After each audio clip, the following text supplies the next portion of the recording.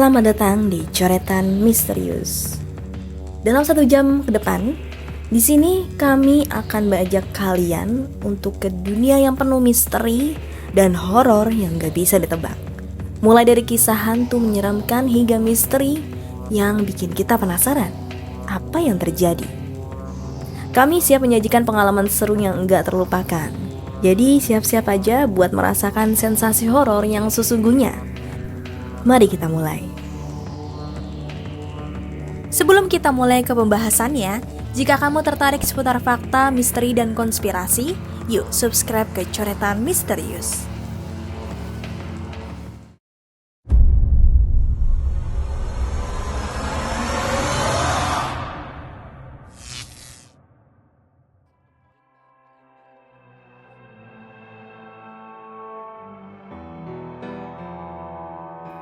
Latar belakang terjadinya peristiwa 17 Oktober 1952 adalah tertundanya pemilihan umum atau pemilu yang dianggap sebagai taktik DPRS untuk mempertahankan kedudukan mereka di tengah kondisi politik saat itu yang tidak stabil. Sebab setelah kedaulatan Indonesia diakui oleh Belanda pada 1949, kabinet yang dibentuk silih berganti karena munculnya berbagai konflik politik.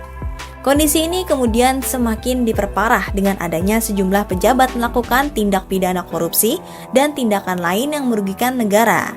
Sementara itu, banyak juga anggota militer yang menjadi pimpinan politik. Keadaan ini membuat rakyat geram dan menginginkan agar pemilu dipercepat sehingga anggota parlemen dapat segera diganti. Bersamaan dengan terjadinya masalah tersebut, KSAD Aha Nasution berniat untuk mengembalikan tentara sesuai fungsinya. Sayangnya saran itu tidak disambut dengan baik oleh Kolonel Bambang Supeno. Bahkan ia menganggap kinerja AH Nasution kurang memuaskan. Pada akhirnya Supeno mengirimkan surat ke parlemen karena merasa tidak puas dengan kepemimpinan AH Nasution. Internal militer pun terpecah dan masalah ini terbawa hingga ke parlemen. DPRS ikut andil dalam masalah ini. DPRD kemudian membuat sejumlah mosi untuk menyikapi masalah internal yang terjadi. Kemunculan mosi ini menjadi sebuah persoalan baru karena dianggap terlalu intervensi terhadap masalah TNI. AH Nasution pun meluapkan ketidakpuasannya terhadap apa yang dilakukan parlemen. Pada 17 Oktober 1952, para perwira militer bersama dengan 30.000 demonstran melakukan aksi unjuk rasa menuju Istana Merdeka. Mulai dari 2 tank, meriam, dan persenjataan artileri diarahkan menuju ke Istana Merdeka. Ribuan orang itu menyerbu memasuki pintu gerbang Istana Merdeka dengan membawa poster bertuliskan "Bubarkan Parlemen". 1 buah artileri dengan 4 buah meriam menggemuruh memasuki lapangan Istana Merdeka.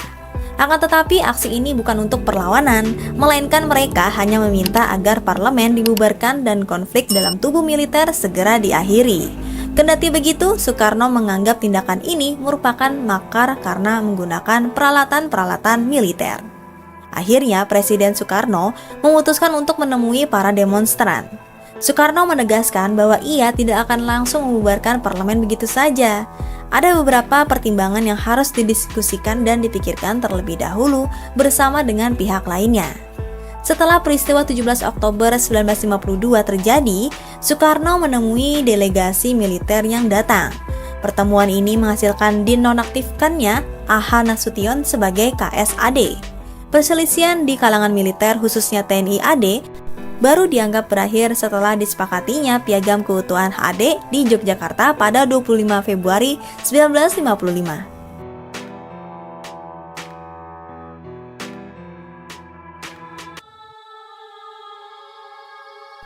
Rentetan peristiwa tragis di Banyuwangi pada akhir 1990-an adalah cerminan dari krisis ekonomi dan politik yang menyebabkan kerusuhan sosial dan jatuhnya rezim Soeharto.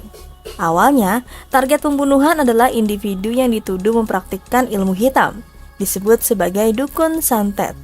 Namun tragisnya jumlah korban yang tidak bersalah terus bertambah. Teror tersebut menyebar dari Banyuwangi hingga ke berbagai kota di Jawa Timur, menimbulkan ketakutan, ketegangan, dan saling curiga di masyarakat. Media saat itu melaporkan kehadiran para pelaku yang terlatih dan gesit. seringkali disamakan dengan ninja, meskipun ada upaya hukum termasuk dari pemerintah untuk menindak pelaku. Penyelesaian kasus ini terhambat oleh kendala politik dan teknis. Baru pada 2015, Komisi Nasional Hak Asasi Manusia (Komnas HAM) mulai menyelidiki kasus tersebut, menemukan bukti propaganda dan penggalangan massa sebagai pemicu teror tersebut. Hasil penyelidikan Komnas HAM menunjukkan adanya campur tangan kelompok terorganisir. Bahkan dari institusi keamanan seperti TNI, daftar nama yang disebarkan oleh pemerintah setempat sebagai utama melindungi justru digunakan sebagai daftar sasaran pembunuhan. Meskipun ada laporan dan informasi kepada aparat keamanan, respon mereka dinilai lambat dan kurang efektif. Upaya pengungkapan dan penyelesaian kasus ini terus bergulir, namun seringkali terbentur oleh kelemahan bukti dan alasan teknis.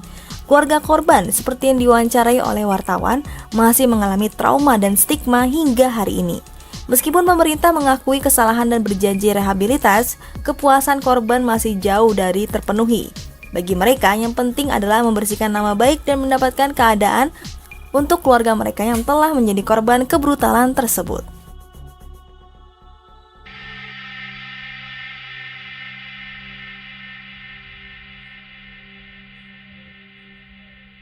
Satu, Amelia Earhart.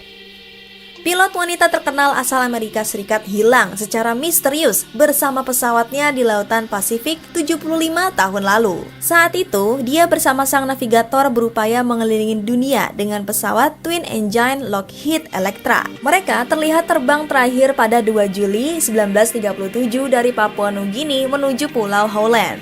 Di tengah jalan pesawat itu hilang kontak dan dinyatakan hilang setelah dipastikan kehabisan bahan bakar.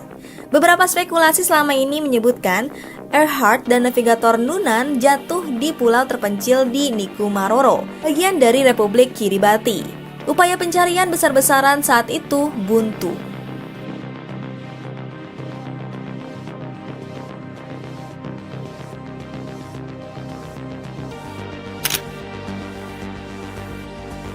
Dua, Heinrich Müller. Orang terdekat pemimpin Nazi Adolf Hitler. Dia adalah orang paling dicari terkait dengan kekejaman Perang Dunia Kedua. Sosoknya terakhir kali terlihat di bunker pada malam 1 Mei 1945, hari setelah Hitler bunuh diri.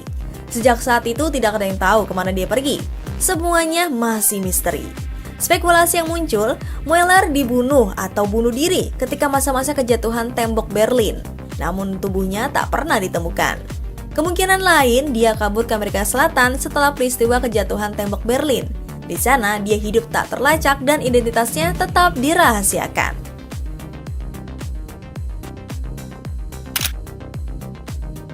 3. Bruno Menzer. Seorang aktivis lingkungan asal Swiss yang banyak bertugas di perbatasan Indonesia-Malaysia di Pulau Kalimantan. Menzer terlihat terakhir pada tahun 2000 di sebuah desa terisolasi Bario, dekat perbatasan Indonesia-Malaysia. Komunikasi terakhirnya dengan sang pacar dilakukan pada bulan Mei tahun 2000. Menzer adalah aktivis yang membuat gerah pemerintah Malaysia, terutama para cukong-cukong kayu. Dia sempat menggagas aksi blokir truk-truk pengangkut kayu ilegal logging. Setelah dilakukan beberapa upaya pencarian, Menzer akhirnya dinyatakan tewas pada 10 Maret 2005. Hingga kini, penyebab kematiannya masih menjadi misteri. Jasadnya juga tak bisa ditemukan.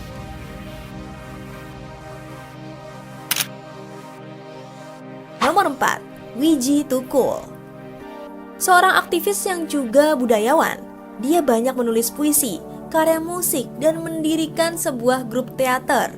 Karya-karyanya cukup kritis, terutama menyangkut masalah HAM dan tirani Orde Baru.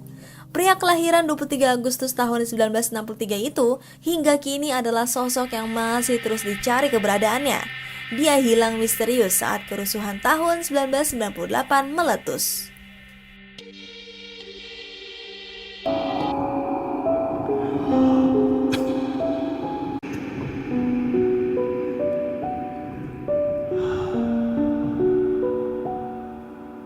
Pada suatu pagi yang cerah, Suryadi Jaya dan Ade Sumarna telah melakukan tugas mereka sebagai penjaga keamanan di PT Garuda Mataram Motor yang terletak di Jalan Jenderal Sudirman Setiabudi, Jakarta Selatan pada tanggal 23 November 1981.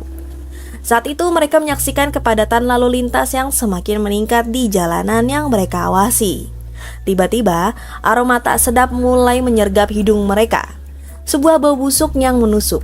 Mendeteksi aroma yang tak sedap, pandangan mereka terarah pada dua kardus yang tergeletak di trotoar Jalan Setiabudi, tak jauh dari jembatan penyeberangan. Dengan hati-hati, Suryadi Jaya dan Ade Sumarna mendekati kardus tersebut, namun merasakan firasat yang tidak enak. Mereka memilih untuk melaporkan penemuan tersebut kepada polisi yang tengah sibuk mengatur lalu lintas. Namun, polisi saat itu tidak segera menindaklanjuti laporan mereka karena sedang sibuk dengan lalu lintas yang padat. Tidak berapa lama kemudian, dua pemulung lewat dan dengan gembira menemukan dua kardus tersebut, berharap bisa menjual isinya. Namun, apa yang mereka temukan membuat mereka terkejut dan terpaku. Potongan kepala dan tulang belulang manusia. Tak hanya satu, tetapi kardus kedua juga berisi potongan-potongan daging dan organ tubuh manusia. Kedua pemulung itu berteriak meminta pertolongan, mengundang perhatian orang-orang di sekitar. Polisi yang sebelumnya tidak menghiraukan laporan satpam kini mendekati tempat kejadian. Awalnya mereka ragu-ragu, namun ketika melihat isinya, rasa ngeri langsung menyelimuti mereka.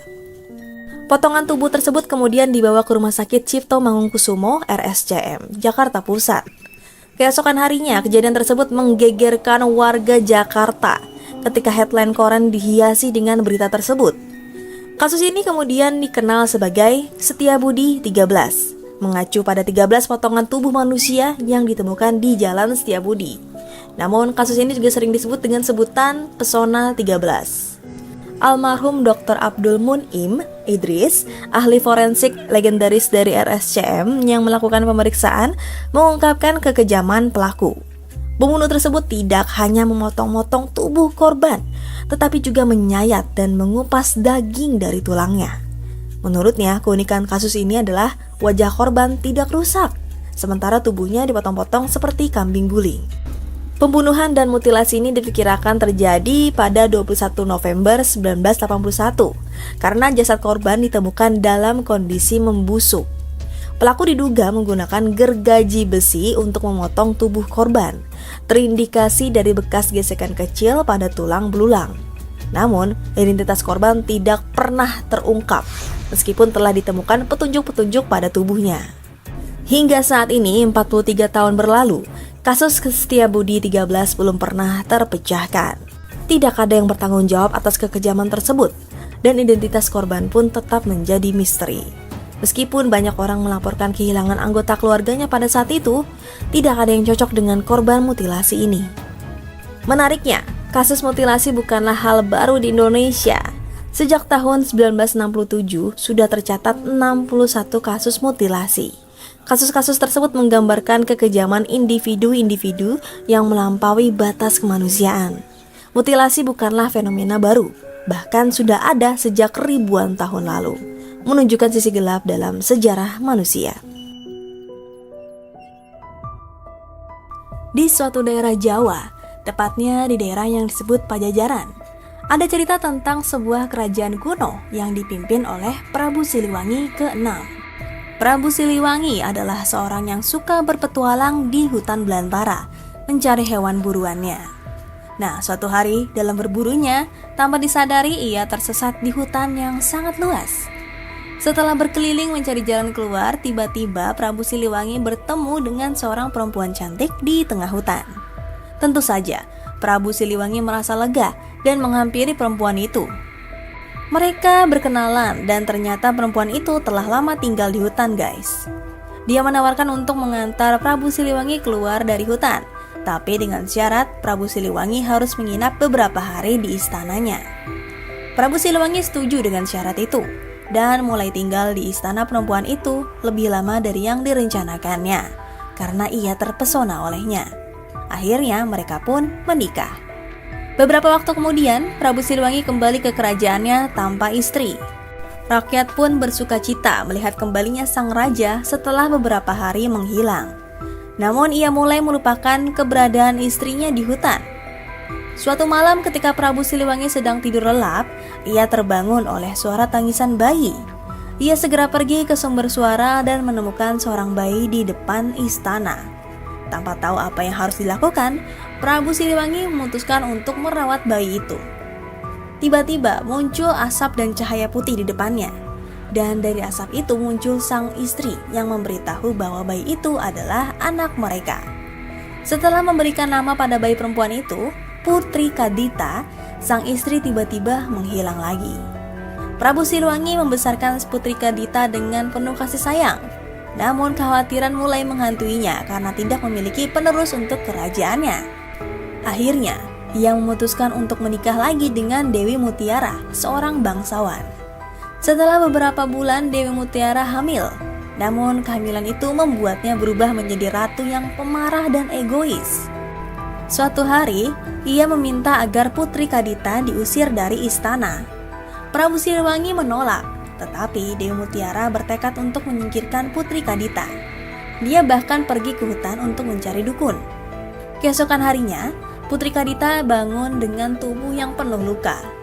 Prabu Siliwangi mencoba mencarikan obat untuknya, tetapi tak ada yang berhasil menyembuhkannya. Dalam keputusasaan, Prabu Siliwangi setuju untuk mengasingkan Putri Kadita agar penyakitnya tidak menular. Dengan berat hati, Putri Kadita pergi menjauh dari istana dan bersembunyi di hutan. Di tengah persembunyiannya, dia mendengar suara yang memerintahkannya untuk pergi ke pantai selatan. Suara itu diketahui sebagai suara ibunya. Putri Kadita memutuskan untuk mengikuti suara itu. Sesampainya di pantai selatan, dia diperintahkan untuk menceburkan dirinya ke laut. Dan dengan ajaibnya, penyakitnya sembuh. Putri Kadita memilih tinggal di laut dan menjadi Nyi Roro Kidul, Ratu Pantai Selatan.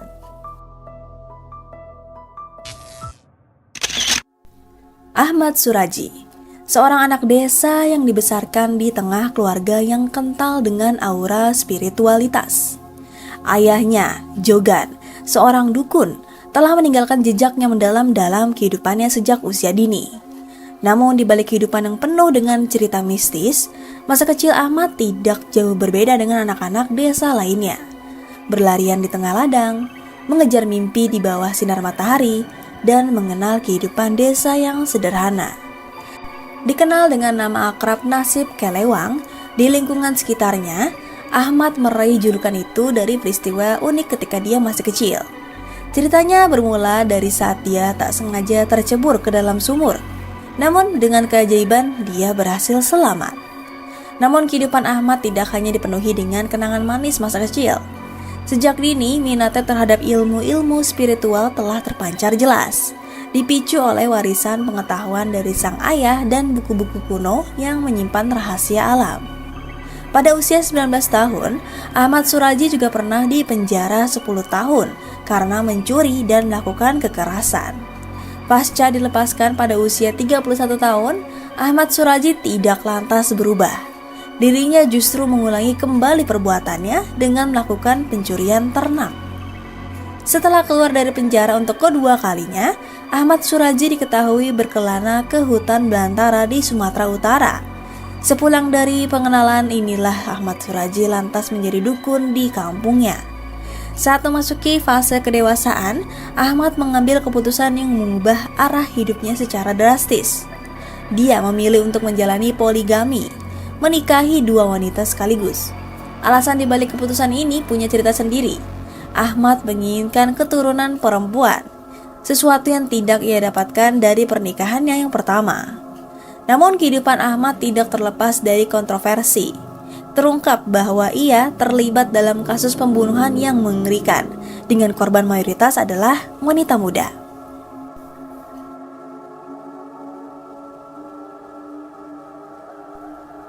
Kronologi pembunuhan.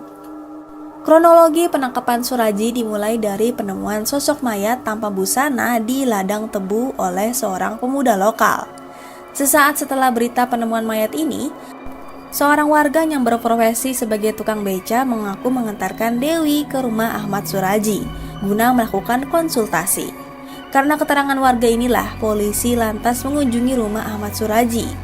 Namun ketika ditanya polisi, Ahmad Suraji mengaku bahwa Dewi memang mengunjungi rumahnya, namun sudah pulang selepas maghrib. Karena tak menemukan jalan terang, polisi sempat menghentikan pengusutan kasus pembunuhan Kemala Dewi tersebut. Namun polisi tak kehilangan akal. Mereka kemudian mendalami sejumlah laporan orang hilang dalam beberapa tahun terakhir. Berdasarkan hasil penelusuran ini, ditemukan fakta bahwa sebagian besar orang yang meninggal merupakan pasien Ahmad Suraji. Karena penemuan ini, polisi lantas mendatangi kembali rumah dukun A dan melakukan penyisiran secara seksama. Dari pedalaman kembali ini, akhirnya ditemukan beberapa helai pakaian perempuan dan perhiasan milik korban. Barang bukti inilah yang akhirnya membuat Ahmad Suraji ditangkap. Proses pengungkapan kasus ini melibatkan polisi dan penuh dengan kejutan. Akhirnya Ahmad diadili dan dijatuhi hukuman mati. Di balik semua tragedi itu, Ahmad mengalami proses perubahan yang cukup signifikan saat di penjara. Dia menyesali perbuatannya dan meninggalkan segala ilmu klinik yang pernah dimilikinya. Meskipun upaya hukum untuk mendapatkan gerasi tidak berhasil, Ahmad tetap mempertahankan keinginan untuk hidup. Namun akhirnya nasib berkata lain saat dia dihukum mati oleh peluru brigadir mobil pada tahun 2008.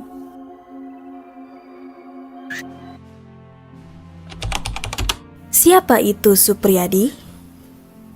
Supriyadi merupakan anak Raden Darmadi, Bupati Blitar di era kemerdekaan. Di masa penjajahan Jepang, dia cukup dikenal hayalak sebagai seorang patriot yang mengenyam pendidikan kemiliteran peta. Pasukan bentukan Jepang yang tujuannya sebagai kekuatan cadangan kalau-kalau sekutu masuk ke Indonesia pada Perang Dunia II Front Pasifik. Supriyadi adalah putra sulung. Ia masih mempunyai 12 saudara lagi. Ibu kandung Supriyadi bernama Rahayu meninggal waktu Supriyadi masih kecil. Kemudian anak sulung itu diasuh oleh ibu tirinya bernama Susili. Supriyadi mula-mula bersekolah di Europese Lager School atau ELS, sekolah dasar berbahasa Belanda. Sesudah tamat ia melanjutkan perjalanannya di Mulo, setingkat dengan SMP. Kemudian meneruskan perjalanan di Sekolah Calon Pamong Praja di Magelang. Ketika pasukan Jepang mendarat di Indonesia, Supriyadi bersekolah di Sekolah Menengah Tinggi atau SMT. Kemudian mengikuti pendidikan semi militer atau latihan pemuda Seininjo di Tangerang. Di antara pelatihnya yang bersimpati pada perjuangan bangsa Indonesia adalah Yanagawa dan Nakajima. Supriyadi merasa terpanggil masuk Tentara Pembela Tanah Air atau PETA. Ia mendapat latihan yang keras dalam barisan PETA dan diangkat menjadi Shodancho Dal-ichi Shodan, yaitu Komandan Pleton 1. Dari Daisan Chudan atau Kompi 3 Tentara PETA di Blitar. Kompi 3 adalah kompi bantuan untuk menguasai persenjataan berat dari Daidan Blitar. Konflik dan legendanya. Cerita dimulai pada tanggal 14 Februari 1945 atau 6 bulan sebelum kemerdekaan dan pengoboman Hiroshima.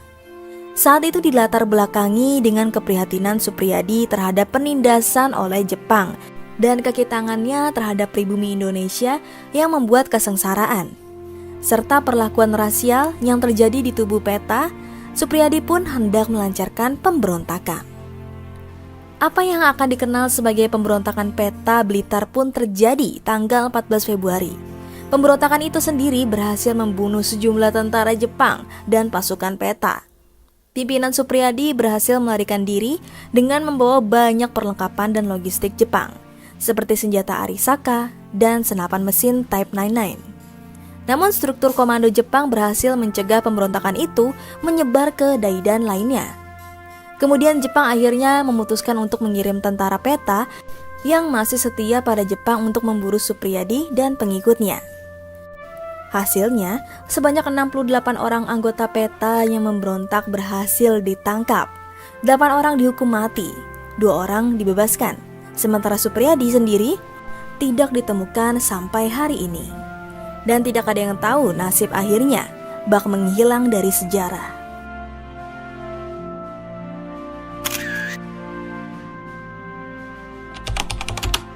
Spekulasi. Ini menjadi banyak hipotesis dan pendapat Yang paling populer nasibnya berakhir di tangan Jepang, baik dalam perlawanan maupun penangkapan.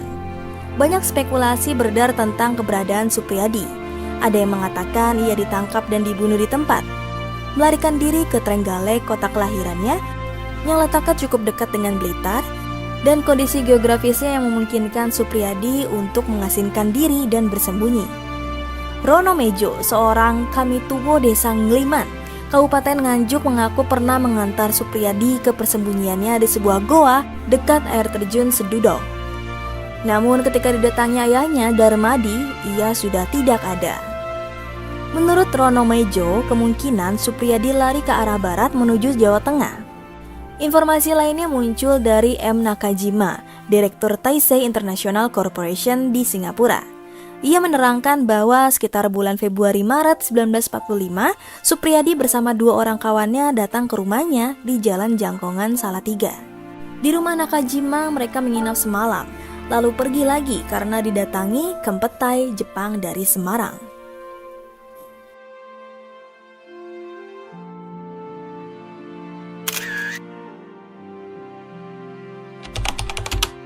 Orang yang mengaku-ngaku. Pada tahun-tahun berikutnya agak sering muncul orang-orang yang mengklaim sebagai Suprijadi yang diduga masih hidup. Raden Darmadi sendiri, ayah Suprijadi yang meninggal tahun 1973, sempat bertemu sedikitnya 5 orang yang mengklaim dirinya sebagai anaknya. Menurut beberapa kerabat Suprijadi, jumlah penyaru tersebut mencapai puluhan. Dalam kebanyakan kasus, pemalsuan terungkap dengan cukup mudah dan cepat. Beberapa yang paling terkenal ada 2. Pada pertengahan 1990-an, ada seorang pria mengaku sebagai Suprijadi di Provinsi Lampung. Setelah dilakukan pemeriksaan resmi, pria tersebut kemudian dibawa ke Yogyakarta untuk bertemu Utomo Darmadi, salah satu adik Suprijadi yang tinggal di sana.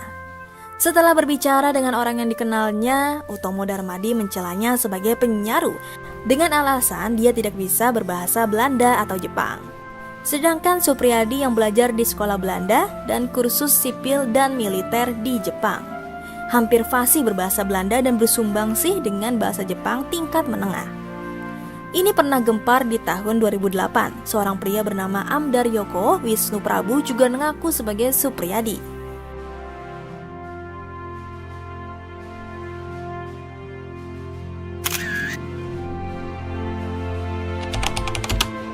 Menteri Pertahanan pertama. Pasca proklamasi 17 Agustus 1945, urusan pemerintahan mulai ditata. Kabinet pertama pun dibentuk pada 19 Agustus 1945 bernama Kabinet Presidentil. Menteri Keamanan Rakyat Suprijadi tidak pernah datang ke Jakarta dan tidak memberi jawaban yang pasti kesediaan diangkat menjadi menteri. Maka tanggal 20 Oktober 1945, Presiden mengangkat Suryadi Kusumo sebagai Menteri Keamanan Rakyat ad interim, yaitu menteri sementara sebelum menteri yang asli ditemukan. Dari koran ini bisa dilihat bahwa di bagian Menteri Pertahanan ada pertanyaan yang menyatakan bahwa menterinya belum diangkat. Suprijadi menerima gelar Pahlawan Nasional tanggal 9 Agustus 1975. Suprijadi diangkat menjadi Pahlawan Nasional Indonesia. Gelar ini adalah gelar Anumerta, alias tidak bisa diberikan jika penerima gelar masih hidup. Maka resminya Suprijadi dinyatakan meninggal tanggal 9 Agustus berumur 52 tahun.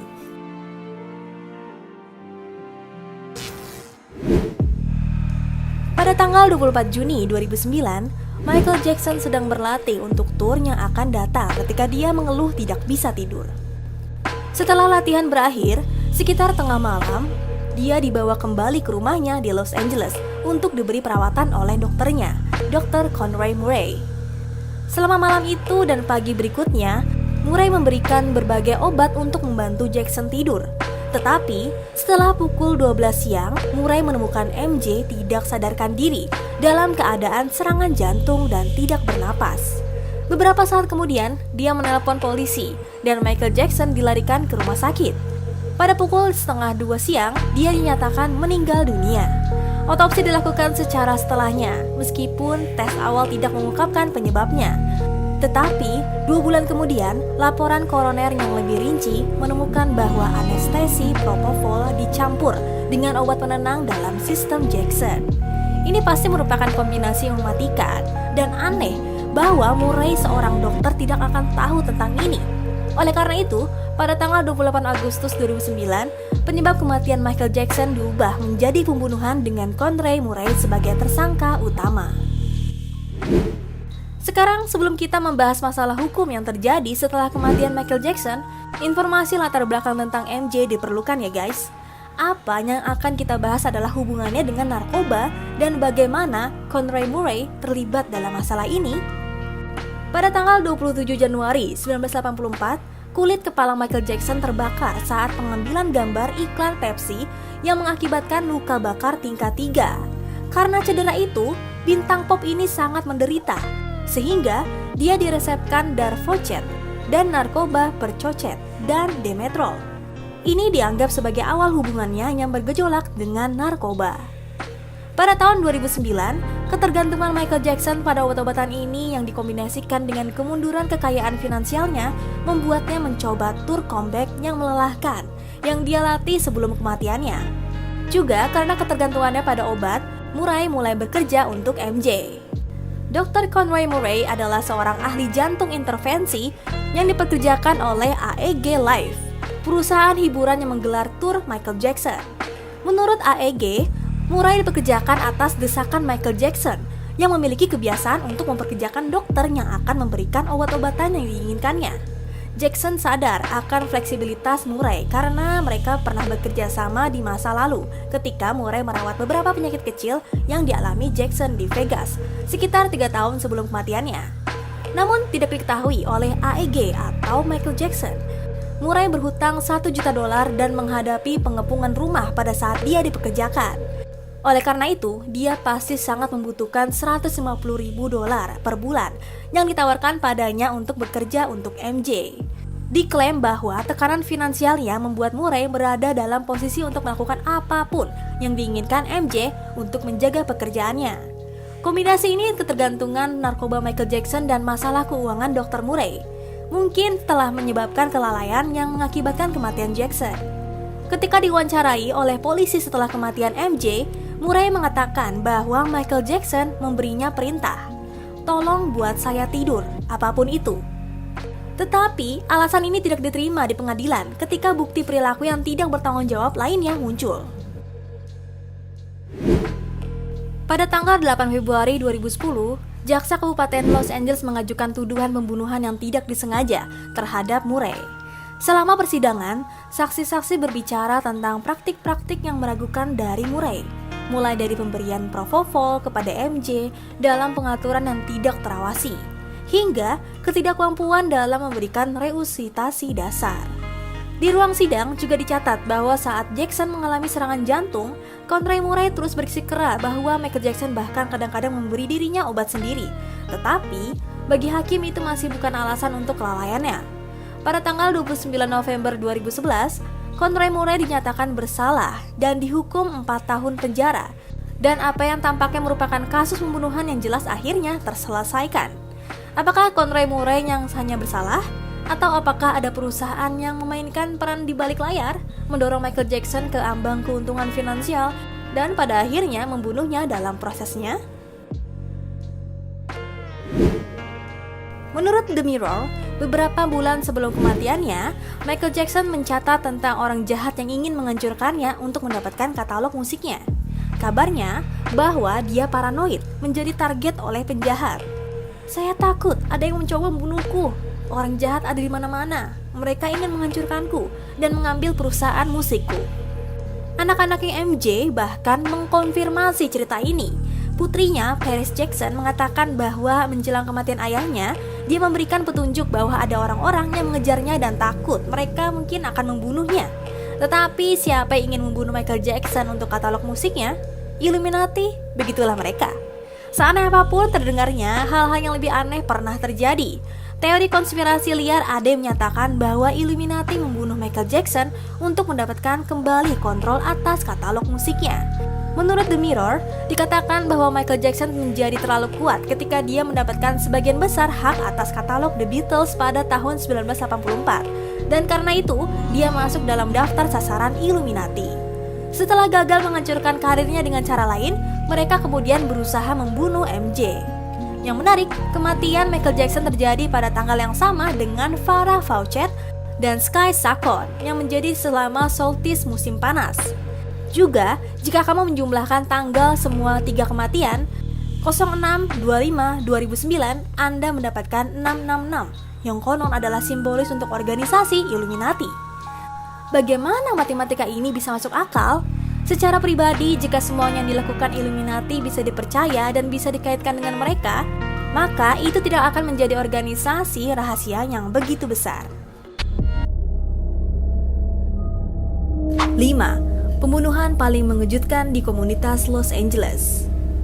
Pembunuhan Elizabeth Short paling dikenang oleh ahli kriminologi karena kekejamannya mengejutkan dan cara jenazahnya dibuang dengan jelas.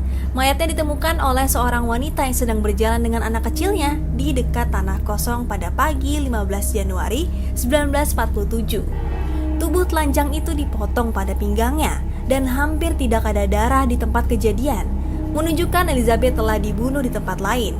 Darahnya diambil lalu dipindahkan ke lokasi tersebut. Akhirnya, tubuhnya diatur posenya, kaki terbuka, lengan terlipat di atas kepala. Pembunuhan Elizabeth menarik perhatian komunitas Los Angeles hampir seketika. Dengan banyak surat kabar, kota berusaha menyusun sebanyak mungkin informasi tentang wanita muda cantik dan misterius ini yang pada usia 22 tahun, memulai jalan tragisnya sebagai The Black Dahlia.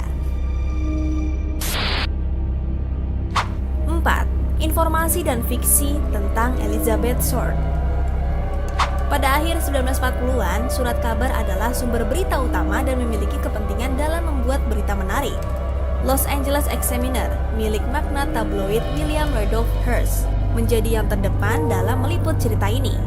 Secara keseluruhan, Hearst memberikan sensasi cerita dengan membuat Elizabeth menjadi seorang wanita yang sering berkeliaran di jalan dengan moral yang longgar. Sayangnya, rekaan itu tidak berhenti pada surat kabar, karena berbagai buku juga menghidupkan gosip.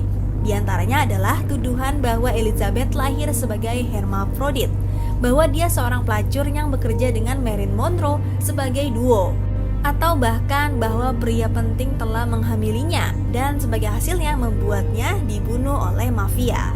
Teman masa kecil Elizabeth, Mary Peckios, bahkan menulis buku pada tahun 1999 di mana dia menyarankan bahwa Orson Welles adalah pembunuhnya. Namun tidak ada insinuasi tersebut yang benar.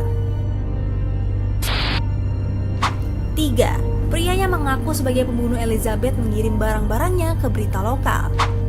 Pemimpin redaksi Los Angeles Herald Express menerima telepon dari seorang pria yang mengaku sebagai pembunuh Elizabeth Short kurang dari 10 hari setelah jenazahnya ditemukan di Los Angeles. Pria itu berjanji akan mengirim bukti kejahatannya, dan tidak lama kemudian paket tersebut dicegat oleh layanan pos setelah dimasukkan ke dalam kotak pos umum. Paket tersebut berisi antara lain akta kelahiran Elizabeth, cek klaim Greyhound Bus, buku alamat dengan nama Mark Hansen di atasnya, dan telegram Western Union yang ditandatangani Red. Nah, Red adalah julukan untuk Robert Manley, seorang salesman yang mengantar Elizabeth ke tempat terakhir dia terlihat, Hotel Biltmore, pada 9 Januari 1947. Paket itu sendiri basah dengan bensin, kemungkinan untuk menghilangkan sidik jari. Meskipun begitu, laboratorium kriminal berhasil menemukan beberapa sidik jari. Tetapi hingga saat ini, sidik jari itu tidak cocok dengan yang ada di file, membuat penyelidik menyimpulkan bahwa ini adalah satu-satunya kejahatan pembunuh.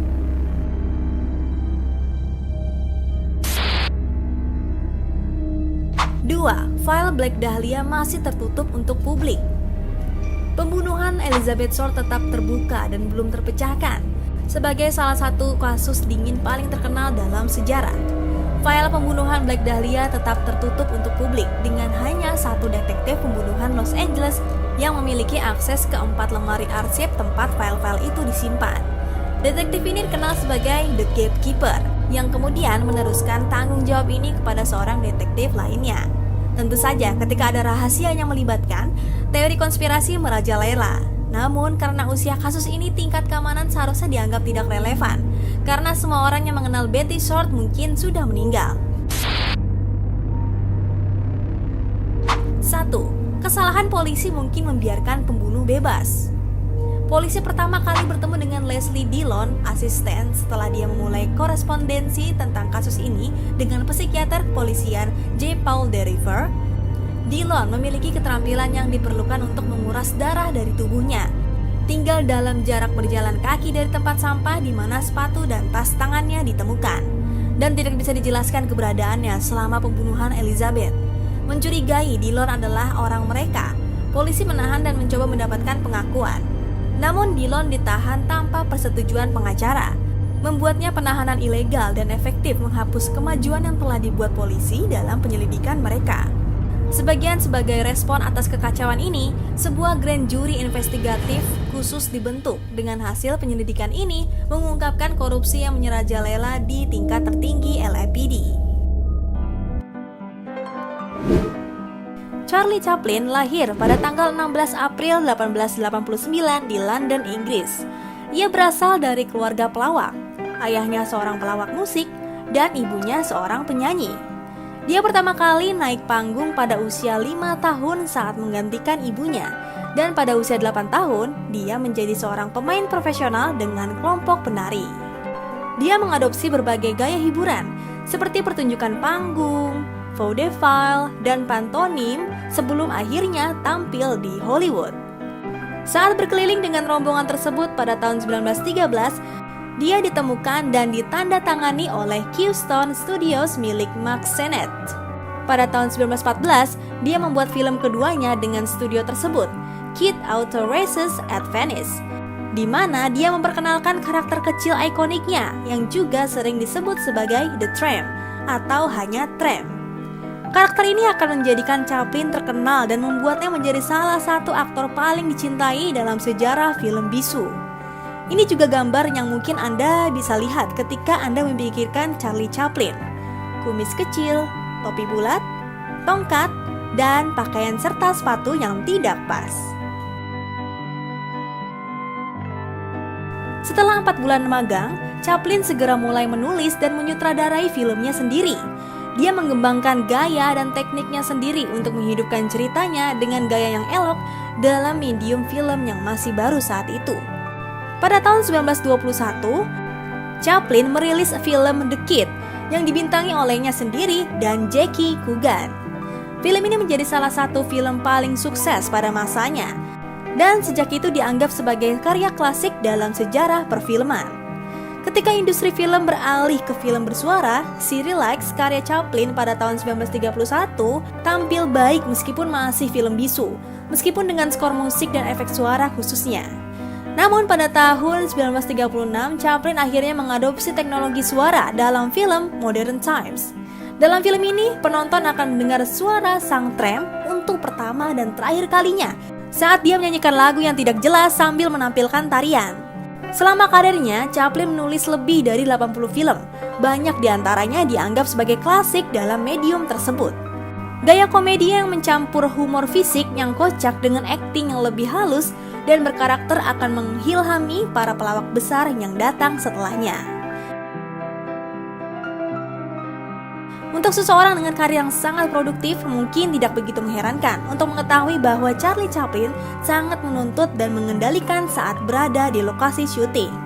Sebagai penulis, sutradara, dan aktor utama dalam filmnya, ia sangat mengendalikan semua orang di lokasi syuting. Dia sering memiliki konsep dasar untuk film sebelum syuting, yang menghasilkan banyak improvisasi dalam prosesnya. Ini berarti Chaplin sering mengambil gambar adegan yang sama berulang kali untuk mendapatkan hasil yang berbeda. Ratusan pengembalian gambar ini sering melelahkan bagi para pemain dan mungkin juga bagi kru.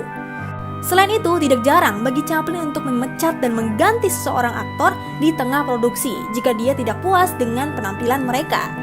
Karena tuntutannya yang tak kenal lelah terhadap keunggulan, film-film yang dibintanginya sering terlambat dan melebihi anggaran. Tetapi penonton menyukai hasilnya, yang pada dasarnya mengampuni tindakan-tindakannya ini. Tampaknya Chaplin selalu lolos dengan perilakunya ini karena dia adalah Charlie Chaplin. Mereka yang bekerja pada proyek tersebut tahu hasilnya akan luar biasa. Tetapi itu tidak berarti prosesnya menyenangkan sama sekali loh. Dalam biografi Marlon Brando yang diterbitkan pada tahun 1994, ia menggambarkan pengalamannya dengan aktor, penulis, dan sutradara ikonik tersebut, menyebutnya sebagai seorang pria yang sangat kejam dan sadis. Dia mengatakan bahwa Chaplin adalah orang yang paling sadis yang pernah ia temui. Dia adalah seorang tiran yang egoistrik dan pelit.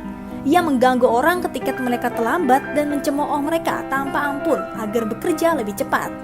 Yang lebih buruk dari semua itu, dia memperlakukan putranya, Sidney, yang memerankan sahabatnya dengan kejam di depan semua orang. Dia secara terus-menerus merendahkan dia. Brando juga mencatat bahwa dia sendiri menjadi target kemarahan Chaplin satu hari ketika dia terlambat ke lokasi pengambilan gambar dan menuntut permintaan maaf dari Chaplin yang kemudian diberikan kepadanya.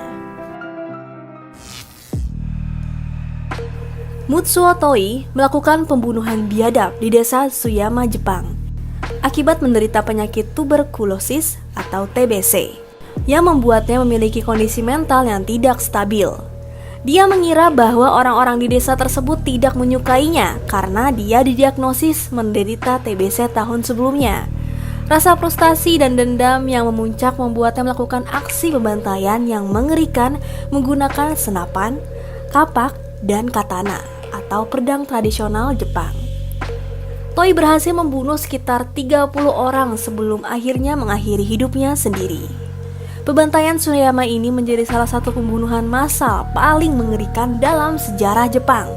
Kejadian ini mengingatkan kita akan kompleksitas dan dampak yang bisa ditimbulkan oleh penyakit mental yang tidak terdiagnosis dan tidak ditangani dengan baik. Sebelum peristiwa pembantaian, Mutsuo Toi memiliki latar belakang keluarga yang relatif kaya. Namun, dia mengalami tragedi saat kedua orang tuanya meninggal karena TBC ketika dia masih bayi. Dia dan kakak perempuannya diasuh oleh nenek mereka. Toi memiliki hubungan yang sangat dekat dengan kakak perempuannya. Namun, ketika kakaknya menikah dan meninggalkan rumah, Toi mulai menunjukkan perubahan sikap yang drastis. Toi menjadi seseorang yang menarik diri dan mengalami kesulitan dalam berinteraksi sosial. Perubahan sikap yang drastis ini merupakan fenomena sosial yang dikenal sebagai hikikomori di Jepang. Toi mulai terlibat dalam praktek yobai, yang merupakan kebiasaan kuno di Jepang yang melibatkan perbuatan seksual di malam hari dengan mendatangi kamar tidur gadis-gadis saat mereka sedang tidur. Namun, hal ini tidak berhenti pada aktivitas tersebut. Toi juga mulai memiliki fantasi seksual yang tidak wajar dan menulis cerita-cerita seksual. Pada Januari 1937, Toi mulai membaca tentang kasus Sada Abe, seorang pelacur yang membunuh kekasihnya dengan cara yang mengerikan. Kisah ini menarik perhatian Toi, dan dia mulai menulis cerita-cerita seksual yang terinspirasi oleh kasus tersebut. Selama periode ini, kondisi kesehatan Toi semakin memburuk akibat TBC yang dideritanya. Dan ia merasa ditolak oleh wanita-wanita di desa karena kondisinya tersebut. Toi mulai merasa kesepian dan terasing, dan ia yakin bahwa orang-orang di desa tidak menyukainya karena penyakitnya. Ini memunculkan rasa dendam dalam dirinya, dan dengan keyakinan bahwa ia akan segera meninggal akibat TBC. Toi merencanakan pembantaian besar-besaran sebagai balas dendam kepada orang-orang di desa yang ia anggap bersalah. Dia mengumpulkan senjata-senjata seperti senapan, kapak, dan pedang secara diam-diam selama berbulan-bulan sebelum melancarkan pembantaian tersebut. Pada malam hari, tanggal 20 Mei 1938, Toi memutuskan kabel listrik di desa Tsuyama, membuat seluruh desa tergelap. Pada tanggal 21 Mei, ia memulai pembantaian dengan menebas kepala neneknya dengan kapak. Dan kemudian ia bergerak secara acak di desa, membunuh tetangganya dengan kejam. Pembantaian ini berlangsung selama sekitar 90 menit dan Toi berhasil membunuh sekitar 29 orang dengan 27 orang tewas dan 2 orang luka parah yang kemudian meninggal. Pembantaian Tsuyama mengguncangkan desa Tsuyama dan wilayah sekitarnya. Kejadian ini menyebabkan banyak penduduk desa yang selamat mengalami kesulitan lebih lanjut dan banyak yang memutuskan untuk meninggalkan desa. Salah satu hal yang tragis dari kejadian ini adalah fakta bahwa pembantaian Tsuyama sebenarnya dapat dicegah sebelum terjadi. Banyak orang di desa yang menyadari bahwa kondisi mental Toi semakin memburuk dan ada yang melaporkannya kepada polisi. Namun, polisi hanya menyita senjata-senjata Toy tanpa mengambil tindakan lebih lanjut. Keputusan ini membiarkan Toy melaksanakan rencananya dan mengakibatkan banyak korban jiwa.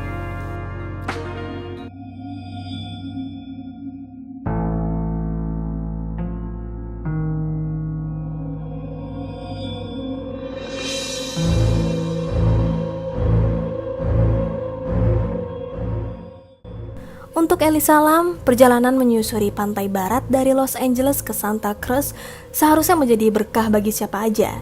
Dan itulah yang dirasakan oleh Elisa ketika orang tuanya memberikan izin kepadanya untuk pergi. Namun, mereka memberitahu satu syarat bahwa Elisa harus menelpon pulang setiap malam untuk memastikan bahwa dia baik-baik saja.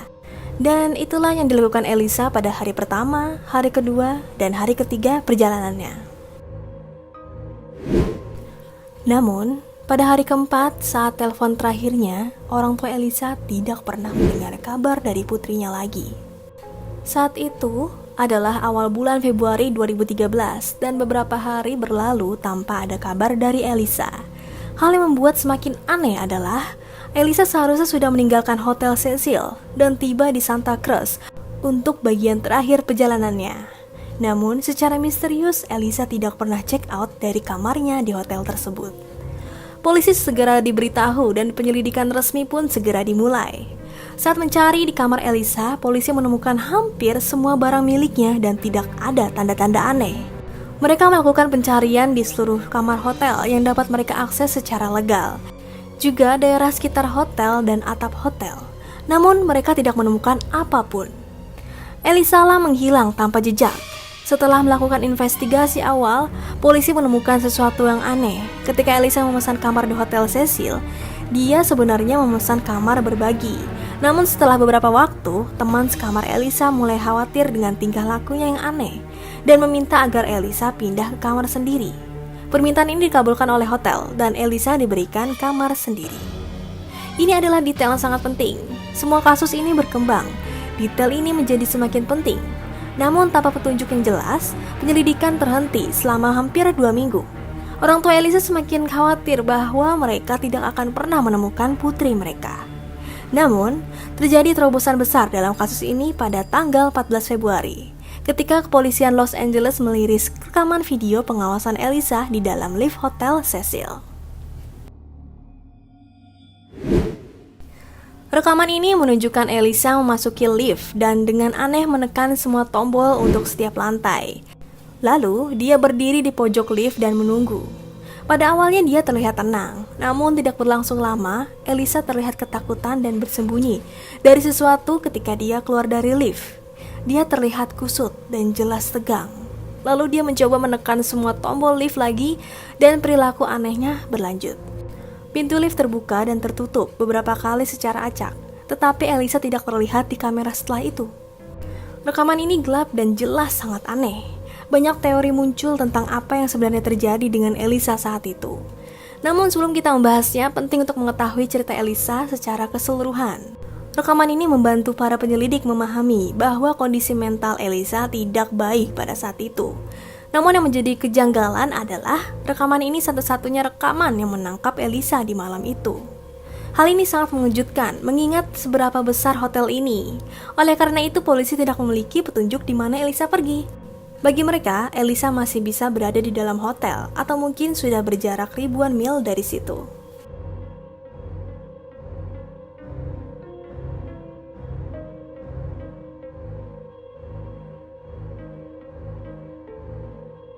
Saat penyelidikan melambat, kehidupan di Hotel Cecil berjalan seperti biasa.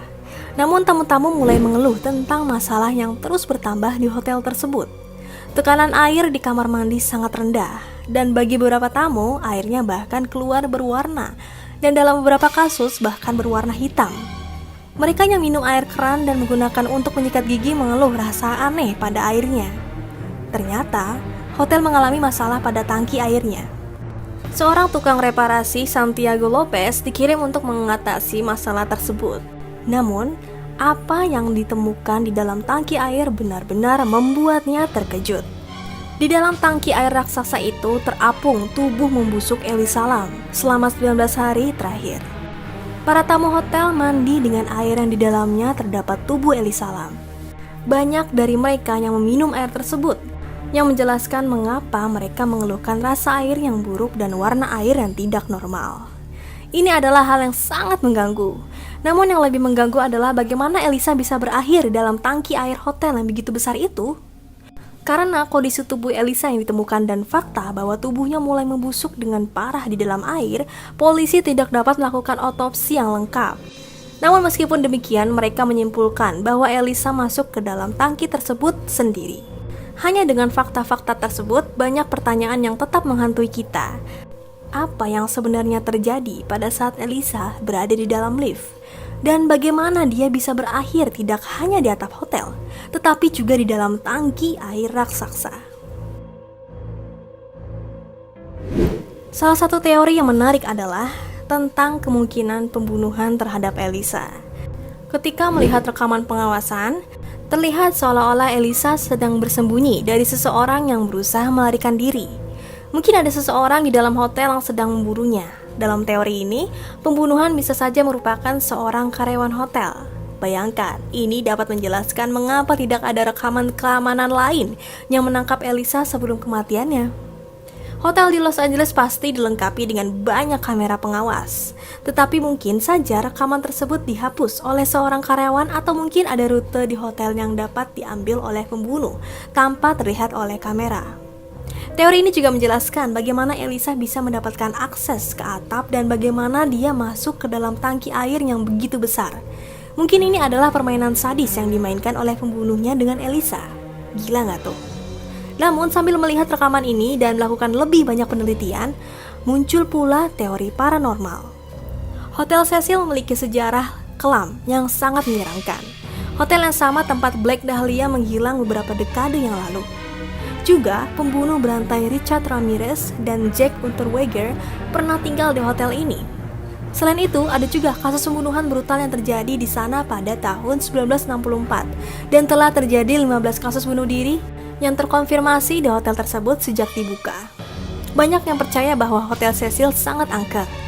Lalu apa hubungannya dengan kematian Elisa? Ketika rekaman Elisa di dalam lift pertama kali dipublikasikan, banyak yang menyadari bahwa terlihat seperti dia sedang bermain elevator game atau permainan lift. Bagi yang belum tahu, elevator game adalah permainan ritualistik yang dikatakan dapat membawa seseorang ke dimensi lain. Namun bermain permainan ini dapat memiliki konsekuensi serius. Mungkin inilah yang terjadi pada Elisa Lam. Mungkin dia sedang bermain permainan elevator dan sesuatu yang mengerikan terjadi saat dia melakukan kesalahan dalam menjalankan ritual tersebut. Mungkin itulah sebabnya dia terlihat sedang berlari dan bersembunyi dari sesuatu yang tidak bisa kita lihat. Mungkin ada entitas paranormal yang hanya bisa dilihat olehnya pada saat itu. Ini bisa menjelaskan mengapa pintu lift tidak mau tertutup selama 3 menit berturut-turut setelah Elisa menekan semua tombol lantai. Ini bukanlah sesuatu yang biasa terjadi pada lift, terutama setelah tombol sudah ditekan.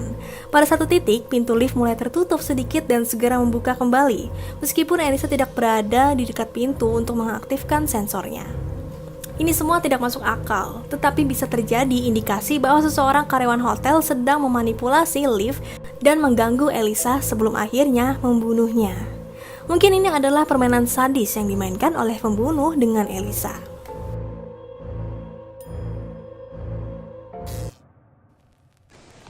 So what have you been doing lately? Working and working and working and working? Working next week, starting Monday. I go back to work Sunday nights. Oh boy.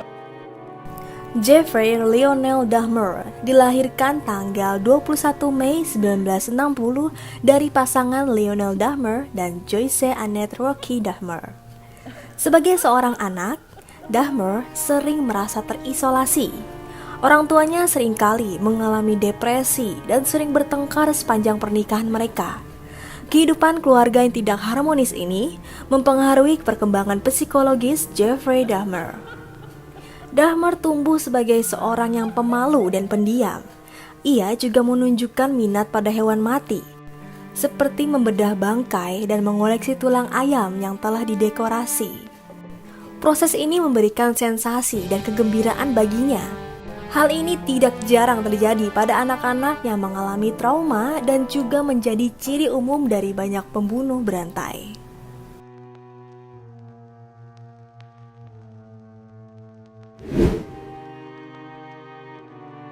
Trauma yang dialami Dahmer dan ketertarikannya pada hewan mati mulai berinteraksi dengan seksualitasnya yang berkembang. Ia menjadi terobsesi dengan memiliki kendali dan kekuasaan. Pada saat yang sama, Dahmer menyadari bahwa dirinya gay, yang membuatnya merasa malu dan bingung. Dahmer mengalami konflik batin yang kuat. Ia merasa kesepian dan tidak memiliki ikatan emosional yang kuat, yang kemudian membentuk landasan bagi perkembangan perilaku yang lebih mengerikan. Fantasi-fantasi mengenai membunuh seorang pria muda mulai muncul dalam pikiran Dahmer. Seiring berjalannya waktu, fantasi-fantasi ini berubah menjadi perilaku nyata. Istilah parafilia merujuk pada pola pemikiran atau perilaku seksual yang tidak biasa dan terutama tidak diterima secara sosial. Ada berbagai jenis parafilia, dari yang tidak melibatkan tindakan kriminal hingga yang sangat kekerasan seperti pedofilia.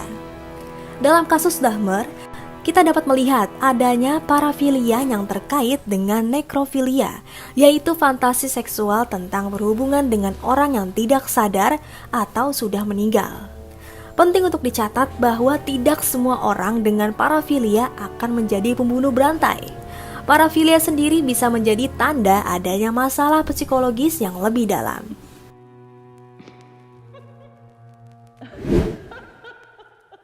Dahmer mulai mengembangkan minat yang tidak sehat terhadap kematian sejak remaja. Ia sering bermain dengan pikiran tentang melakukan hubungan seksual dengan mayat. Namun hal ini hanya terjadi dalam dunia fantasi dan pikirannya pada saat itu. Dahmer juga mengalami perasaan rendah diri dan ketidaknyamanan dalam hubungan intim dengan orang hidup. Ia merasa lebih nyaman dengan orang mati, karena mereka tidak akan menolak atau menghina dirinya. Hal ini menjadi salah satu faktor penting yang membentuk jalan pikiran Dahmer menuju tindakan kriminal yang mengerikan. Pada bulan Juni 1978, hanya 3 minggu setelah lulus SMA, Dahmer mengajak seorang tumpangan bernama Stephen Hicks ke rumah ayahnya. Mereka berdua minum bersama, namun ketika Hicks mencoba pergi, Dahmer memukulinya dengan barbel. Dahmer kemudian melakukan hubungan seksual dengan mayat tersebut sebelum memutilasinya dan membuangnya. Pembunuhan ini memberikan kepuasan bagi Dahmer. Fantasinya akhirnya menjadi kenyataan. Ia merasa bisa mengendalikan dan memiliki tubuh korban, sesuatu yang seringkali dianggap biasa dalam hubungan manusia normal. Namun dalam kasus Dahmer, orang mati menjadi objek intim yang tidak akan mengecewakannya.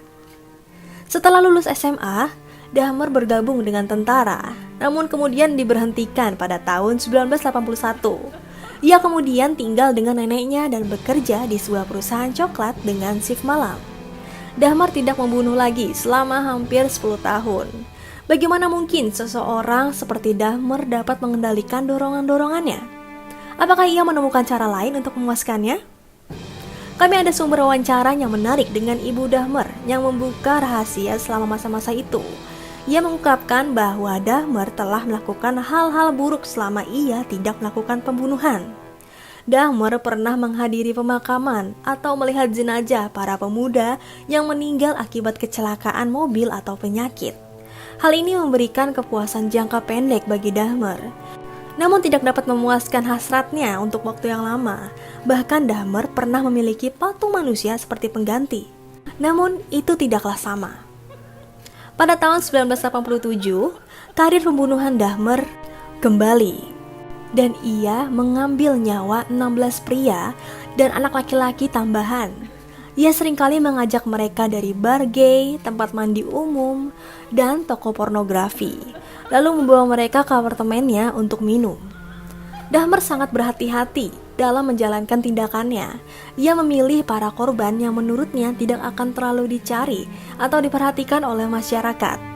Mungkin ada alasan tertentu mengapa ia memilih pria berkulit hitam, karena ia sendiri bukan orang berkulit hitam. Dengan demikian, ia berharap tidak menjadi tersangka utama jika para pria berkulit hitam ini menghilang. Hal ini juga membingungkan penyelidikan polisi yang kemungkinan mencurigai seseorang dengan ciri-ciri ras yang sama sebagai pelaku. Sementara Dahmer tidak cocok dengan deskripsi tersebut. Jeffrey Dahmer adalah contoh nyata betapa rumitnya pikiran seorang pembunuh berantai. Ia tidak lahir sebagai pembunuh, tetapi melalui proses yang panjang dari fantasi hingga perilaku nyata, ia menjadi monster yang mengerikan. Trauma masa kecil, ketidaknyamanan dalam hubungan sosial, dan parafilia yang tak terpenuhi semakin mempengaruhinya. Namun, kita tidak bisa menyalahkan faktor-faktor ini sepenuhnya. Banyak orang mengalami masa sulit dan memiliki minat aneh, namun tidak semua dari mereka berakhir sebagai pembunuh berantai. Jeffrey Dahmer adalah kasus ekstrim yang menyoroti betapa kompleksnya interaksi antara faktor psikologis, sosial, dan lingkungan.